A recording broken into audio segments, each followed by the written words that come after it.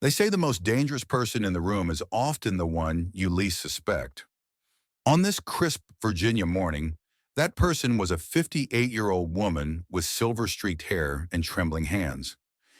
Eleanor Sullivan stood before the window of her modest Arlington apartment, watching dawn break over the Potomac. The morning newscast played in the background, tensions escalating in Ukraine, Russian forces massing at borders, diplomatic cables flying. To most viewers, it was just another international crisis. To Eleanor, it was a playbook she'd seen before, one she'd helped write during the Cold War's darkest days. Her right hand trembled as she raised the coffee mug to her lips. The doctors called it neurological damage. The CIA medical file, still classified after 3 decades, called it damage sustained during enhanced interrogation by Stasi operatives. East Berlin, 1989. Eleanor simply called it her reminder. She reached for the specialized medical device on her kitchen counter, the KBS-9 neural stabilizer, a sleek carbon fiber contraption originally developed by DARPA for F-16 pilots experiencing microtremors at high-G maneuvers. Now it serves civilians with neurological disorders and former CIA operatives with pasts they couldn't discuss. As she secured the device to her wrist, Eleanor's gaze drifted to the small wooden box on her bookshelf. Inside lay a piece of concrete no larger than a poker chip, gray and unremarkable save for the 5 words scratched into its surface. No one left behind. Berlin, 1989. The phone beside her chimed with a text notification. Unknown number. Ghost protocol still active. Langley remembers. Eleanor's expression didn't change, but her pulse quickened. No one had called her ghost in over a decade. Patriot's Armory wasn't just a gun store. It was a temple to American firepower, a sprawling showroom of precision rifles, tactical shotguns, and custom handguns that served the elite shooters of Northern Virginia. Behind its reinforced walls lay a state-of-the-art firing range rumored to be used after hours by certain government agencies that didn't officially exist. Eleanor pushed open the heavy glass door, the KBS-9 stabilizer partially concealed under her jacket sleeve. Her entrance drew little attention, just another customer in a store accustomed to serving retired military, law enforcement, and serious collectors. Michael Turner, however, noticed her immediately. The 30-year-old sales associate with a high and tight haircut and a once a Marine, always a Marine tattoo peeking above his collar, nudged his co-worker as Eleanor approached the high-end rifle display. "Can I help you, ma'am?" His voice carried just enough condescension to make the respectful term sound like an insult. Eleanor glanced at him briefly. "I'm looking at the precision rifles." Michael's smile didn't reach his eyes. "The knitting store's across the street, ma'am. We sell real firearms here, not water guns." A ripple of chuckles spread through the nearby customers, mostly men in tactical pants and expensive watches. A woman in designer clothes filming on her phone whispered loudly, "Quick, this is going viral." Eleanor didn't react, her attention fixed on a particular rifle in the glass case. "Look at those hands," said a customer wearing a Rolex Submariner and a golf shirt embroidered with a corporate logo. "She can't even hold a coffee steady, let alone handle a rifle." Michael leaned against the counter, enjoying his audience. "Perhaps I can interest you in something more manageable. We have some lovely .22 caliber rifles that even children can handle." More laughter, more phones recording. Eleanor finally looked up, her steel gray eyes meeting Michael's. "I'd like to see that Mark 13 MOD 7, please." Michael's smirk widened. "The MOD 7? Ma'am, you don't even know what you're asking for. That's a SOCOM Special Operations Rifle. Remington 700 action, Lilia 5R 26-inch barrel with 110 twist rate, Schmidt & Bender PMII 525 x 50 cm scope with H59 reticle, Badger Ordnance scope rings, Timney 510 trigger adjusted to 2 pounds. The smirk faltered. Eleanor continued, her voice steady despite her trembling hands. The firing pin spring tension is off by approximately zero point 0.3 millimeters on this particular unit. It would cause a light primer strike in sub-freezing conditions. I'd also wager that 5 other rifles in your inventory have the same defect. The manufacturer hasn't issued a recall because the failure rate is only detectable in extreme environments. Silence fell across the showroom. From the ammunition section, an older man looked up sharply. James Wilson, retired Special Forces Master Sergeant. 62 years old with the weathered face of a man who'd spent decades in harsh conditions. Michael recovered quickly. "Ma'am, I think you've been watching too many History Channel specials. Perhaps check the firing pin assembly," came a gravelly voice from behind. It was Wilson, approaching slowly. "The lady knows what she's talking about." "With all due respect, sir," Michael began, but the store manager, Robert Miller, was already moving toward them, keys in hand. "I'll get the rifle out," Miller said, eyes narrowing at Eleanor. As Miller unlocked the case, Eleanor's mind drifted. For a moment she wasn't in Patriot's Armory, but in a classified training facility in Virginia, 1985. Young operatives in front of her, hanging on her every word as she explained the intricacies of long-range precision shooting. The difference between life and death isn't always your aim. Sometimes it's knowing your weapon better than you know yourself. Miller's voice snapped her back to the present. "Ma'am, how did you know about this defect? This information isn't public." Before Eleanor could answer, Michael cut in. "This is ridiculous. I'm calling security. We've got a mentally disturbed woman harassing customers."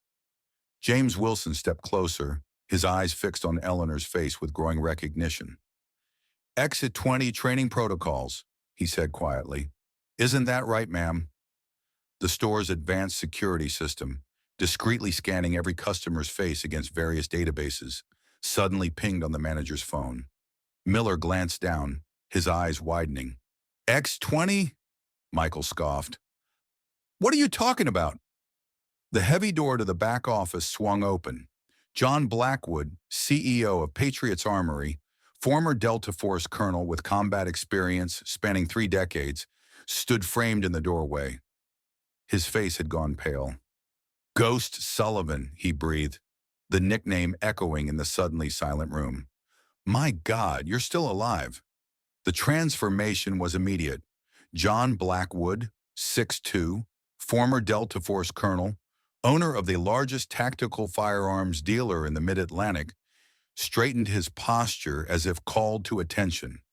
The movement was subtle, but unmistakable to anyone with military experience.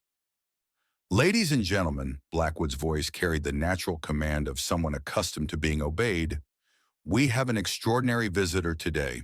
This is Colonel Eleanor Sullivan, codenamed Ghost, former CIA operative and head instructor of the X-20 Precision Marksmanship Program at Langley." A murmur spread through the store. Michael Turner's smug expression collapsed into confusion. "For those of you unfamiliar with the program," Blackwood continued, walking toward Eleanor with measured steps, "Colonel Sullivan trained over 500 operatives and snipers during the Cold War. Her confirmed elimination count behind the Iron Curtain stands at 32, a record that remains unbroken in agency history."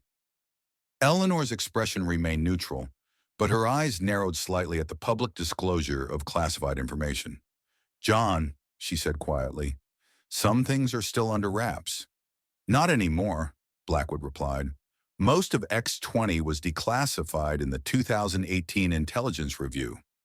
He turned to address the now captivated audience. "The tremor in her hands?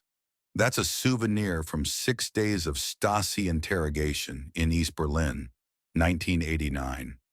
She was captured during an extraction operation, tortured for nearly a week, and still managed to escape and complete her mission, saving 6 American assets in the process." Eleanor's gaze swept the room, cataloging faces, exits, threats, habits ingrained over decades of fieldcraft. The woman with the designer clothes had stopped filming, her expression shifting from mockery to something closer to shame. The KBS-9 brace she's wearing, Blackwood gestured to Eleanor's wrist, was developed by DARPA specifically for operatives like Colonel Sullivan. Nerve damage from sustained trauma, yet still capable of extraordinary feats of marksmanship. Robert Miller looked from Blackwood to Eleanor, recognition dawning. "You're the reason we have that 800-meter range in the back, aren't you?" The government consultant who insisted on the wind and light simulation capabilities. Blackwood nodded. "Colonel Sullivan helped design our facility. She's the reason Patriot's Armory is used by agencies I still can't name publicly." Michael Turner stood frozen, his earlier bravado evaporated. James Wilson had moved closer, studying Eleanor with the quiet respect of one professional recognizing another. "Perhaps," Blackwood suggested, "we should give our guests a demonstration." "John," Eleanor started to protest, but Blackwood was already leading the way toward the back of the store. "Ladies and gentlemen, if you'll follow me, you're about to witness something few civilians ever see." The Patriot's Armory long-range facility wasn't merely impressive, it was unprecedented for a civilian establishment. 800 meters of precisely controlled environment with programmable wind conditions, variable lighting, and state-of-the-art target systems. "We'll set up at 600 meters, Blackwood announced, punching codes into a control panel. "And for the target," he smiled slightly, "the Kennedy Challenge." James Wilson let out a low whistle. Robert Miller explained to the gathered crowd, "The Kennedy $50. We mount it on a rod at 600 meters. In 3 years, not a single shooter has hit it, not even our instructors." Eleanor removed the specialized shooting gloves from her bag, the leather-worn saw from decades of use.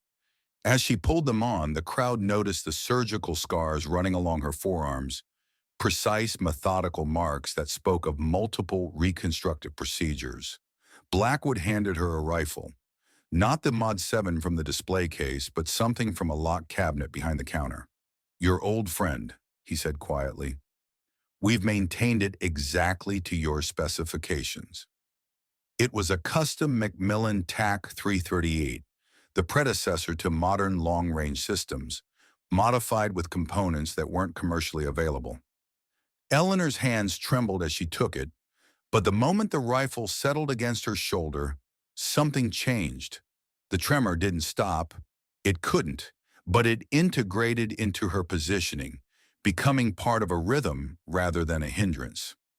She approached the firing position with deliberate steps, each movement economical and precise. "She can't seriously think she can make this shot," Michael whispered to another employee. "Look at her hands." James Wilson silenced him with a glare. "Watch and learn, son." Eleanor knelt at the firing position, settling the rifle with practiced ease. She adjusted the scope minutely, her trembling fingers somehow precise in their movements.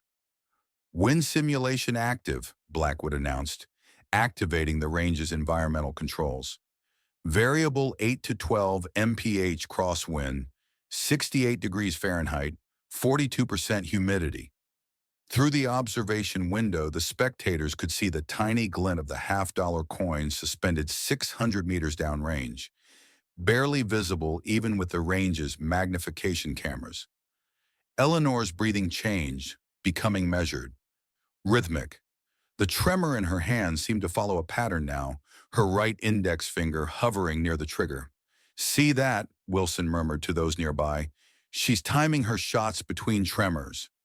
I've seen this technique described in classified manuals, but never witnessed it in person." Eleanor fired. The rifle's report echoed through the range. On the monitor displaying the target feed, the $50 coin visibly rocked on its mount. "Center hit," Blackwood announced, his voice betraying no surprise. Before anyone could react, Eleanor fired again. The coin split in half, one piece falling away. A collective gasp went through the spectators. Eleanor, without pause, closed her eyes. "What is she doing?" Michael asked, disbelief evident in his voice. "Proving a point," Wilson answered. The third shot shattered the remaining piece of the coin into fragments. Silence fell over the observation room, broken only when Eleanor stood, safed the rifle, and turned to face her audience. For the first time since entering Patriot's armory, she allowed herself a small smile. The tremor follows a 4.7-second cycle, she explained, holding out her hand to demonstrate. There's a micro pause at the apex of each cycle. That's your window. The stillness that followed was interrupted by the sudden arrival of 3 black suburban SUVs pulling into the parking lot, visible through the front windows. Men in suits emerged, moving with the unmistakable efficiency of government agents. The front door opened, and Lieutenant General Howard Mitchell entered, 70 years old, ramrod straight, with the bearing of someone who had spent a lifetime making life-or-death decisions. His eyes scanned the room, landing immediately on Eleanor. "Ghost," he said, the old code name carrying decades of history in its single syllable. "We need you. Berlin is coming back." The atmosphere in Patriot's armory transformed instantly. John Blackwood cleared the room of regular customers with practiced efficiency, leaving only essential personnel, himself, James Wilson, Robert Miller, and, surprisingly, Michael Turner, who seemed unable to tear himself away despite his earlier behavior. General Mitchell wasted no time with pleasantries. In the store's secure back room, he spread photographs across the conference table, surveillance images, declassified documents, and one particularly yellowed file stamped with "Eyes Only" in faded red ink. 3 weeks ago, a data package was recovered during the renovation of a former Stasi headquarters building in Berlin, Mitchell began. The files were hidden in a sealed wall compartment, preserved since 1989. Eleanor studied the photographs, her trembling fingers hovering above them without touching. The Stasi maintained detailed records on Operation Winterfrost, Mitchell continued, including information that contradicts our official account of what happened in Berlin. Eleanor's expression remained neutral, but those who knew her could detect the subtle tightening around her eyes. Winterfrost was buried. All 5 team members lost except me. 4 confirmed, Mitchell corrected. Martin Reynolds' body was never recovered. The name hung in the air between them. Eleanor's right hand trembled more pronounced now, memories cascading through neural pathways still damaged from what happened in that Berlin basement. "These are from a security camera in Kiev 3 weeks ago." Mitchell slid forward several grainy surveillance photos. "Facial recognition gives us an 89% match to Reynolds. Aged, of course, but the core biometrics align." Eleanor stared at the image of an older man with a neat gray beard, standing beside what appeared to be Russian military officials. "Martin's dead," she said flatly. "I saw the explosion." "You saw an explosion," Mitchell corrected. "What if he survived? What if he was extracted by someone else?" "Impossible. We were surrounded by—" Eleanor stopped abruptly, decades of security clearances preventing her from finishing the sentence in mixed company. "There's more," Mitchell said, his voice lowering. "The Stasi files contain references to an operation called Patriarch, a deep-cover KGB program designed to place sleeper agents within our special operations units." The implication hung heavy in the air. Eleanor shook her head once, definitively. "No, not Martin, not any of my team. The files suggest otherwise." James Wilson, who had remained silent until now, leaned forward. "Sir, are you suggesting Reynolds was a double agent?" Mitchell glanced at him. "You have clearance for this conversation, Master Sergeant Wilson?"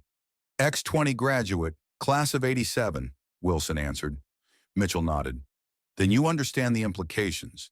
If Reynolds survived and is now meeting with Russian intelligence in Ukraine, 34 years after Berlin," Eleanor's mind flashed back. Berlin, 1989, snow falling outside their safe house window.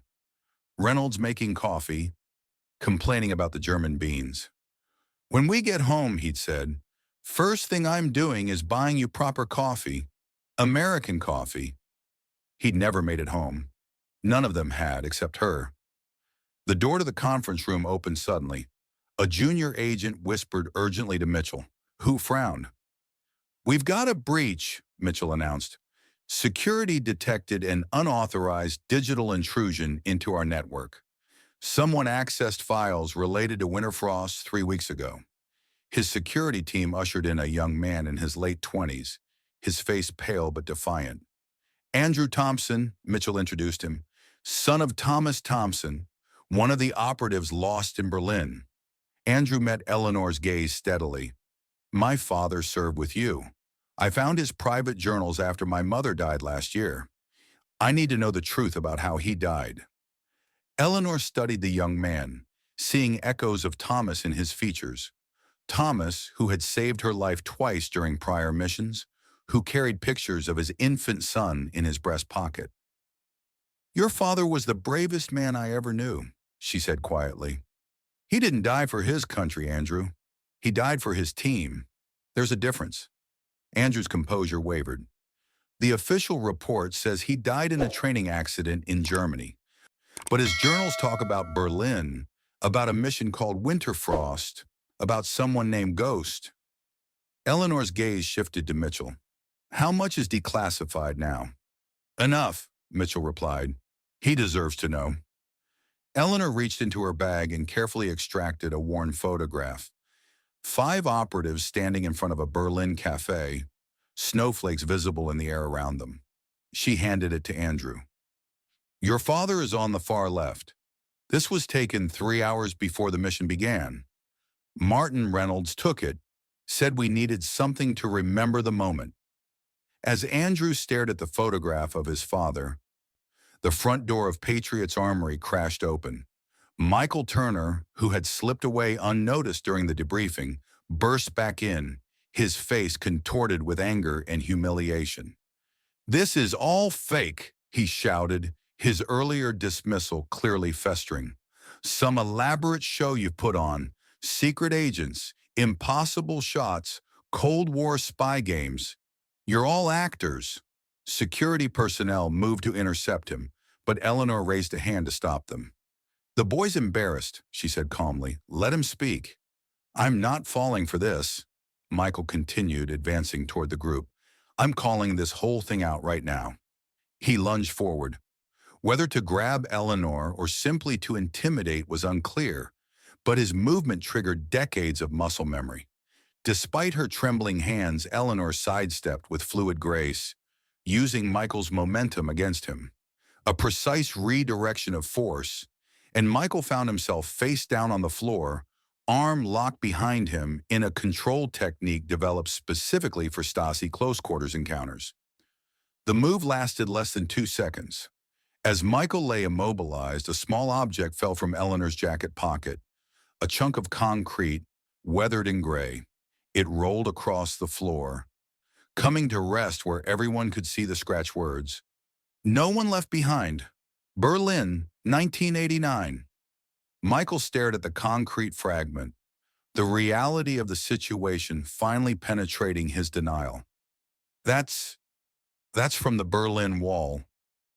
"East side," Eleanor confirmed, releasing him and retrieving the memento. A reminder of promises kept and broken.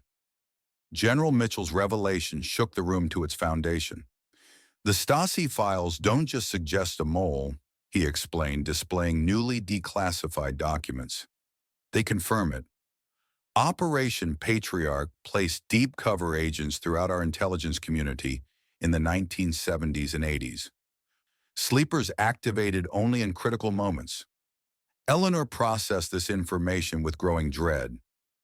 "Are you saying one of my team was Patriarch?" "The evidence points that way," Mitchell confirmed. "The operation was compromised before it began.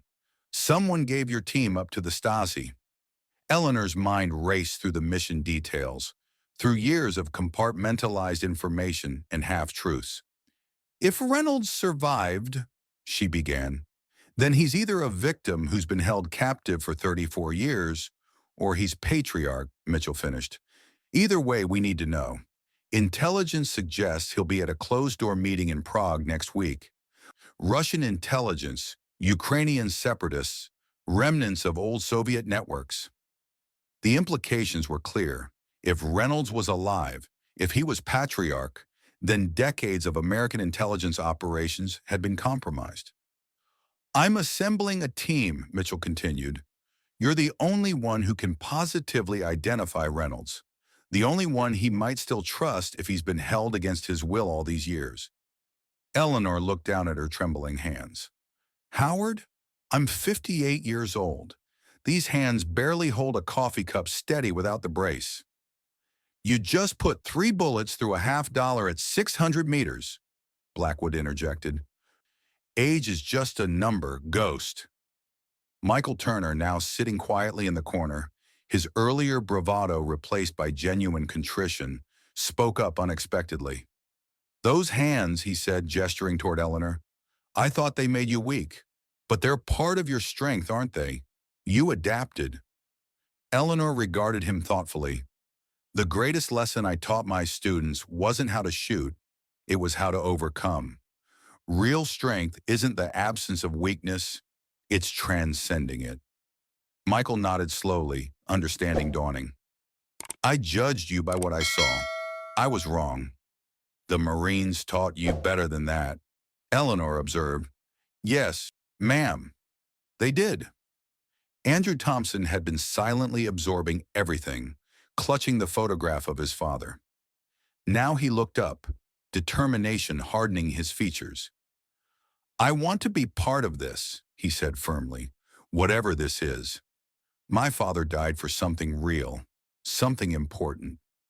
I deserve to know what. Mitchell and Eleanor exchanged glances, a silent communication between old colleagues. It would be unconventional, Mitchell admitted, but having someone without known intelligence ties could be an asset. Eleanor's phone suddenly vibrated. A text message from an unknown number appeared on the screen. «Призрак все еще жив. До встречи в Праге».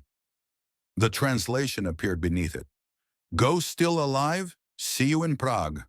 Mitchell's expression darkened. Someone knows about our operation. We have a leak. Blackwood activated the store's security system, triggering reinforced shutters over the windows and doors. Security Protocol Omega, full lockdown. On the external camera feeds, they saw a nondescript sedan parked across the street, a man inside seemingly watching the store. That's a surveillance vehicle, Mitchell identified. Russian technique, but sloppy, almost like they want us to spot it. Eleanor studied the feed, her eyes narrowing. It's not surveillance, it's a diversion. KGB playbook, page 1. As if on cue, the building's power flickered momentarily, just enough to reset the security cameras for 3 seconds. The watcher's inside, Eleanor said calmly, and has been since before we arrived. All eyes turned to Mitchell's security detail, 6 men in identical suits with identical earpieces. Eleanor's gaze fixed on one in particular, studying his stance, the way he held his wrist slightly too rigidly. Your man on the left, she said to Mitchell, the one with the Virginia Tech class ring. When was he assigned to your detail? Mitchell frowned. Davidson? 3 weeks ago. Recent transfer from counterintelligence. Eleanor nodded almost imperceptibly. That's not a standard issue earpiece. The coil is wrong. The agent called Davidson sensed the shift in attention. His hand moved toward his jacket, but Eleanor was already in motion. Despite her age, despite her trembling hands, decades of training took over. 3 precise strikes, solar plexus, carotid artery pressure point, radial nerve cluster, and Davidson crumpled to the floor. From his jacket pocket fell a specialized listening device designed to look identical to standard Secret Service equipment. Patriarch is still active, Mitchell breathed, staring at the unconscious agent. The Cold War never really ended for some people. Eleanor looked from the surveillance device to the photograph of her team in Berlin, feeling pieces of a 34-year-old puzzle finally shifting into place. Reynolds is either a prisoner who needs extraction or a traitor who needs to be stopped, she said finally. Either way, I need to look him in the eye. Mitchell nodded. Operation starts in 48 hours. We'll assemble at Langley. Blackwood stepped forward. Patriot's Armory stands ready to provide any equipment you need. Some of our inventory isn't even available to regular military channels. Eleanor studied the unconscious infiltrator, then glanced at her reflection in the glass display case. A 58-year-old woman with silver-streaked hair and trembling hands. Not the operative she once was, but perhaps exactly the operative needed now. Andrew, she addressed Thompson's son, your father had a saying, the past is never dead. It's not even past. I think it's time we proved him right. She turned to Mitchell. I'll need the KBS-9 upgraded to the latest firmware and access to the Berlin files, all of them this time. To Michael, she offered unexpected advice. Never judge a weapon by how it looks, but by how it performs when it matters. People are the same way.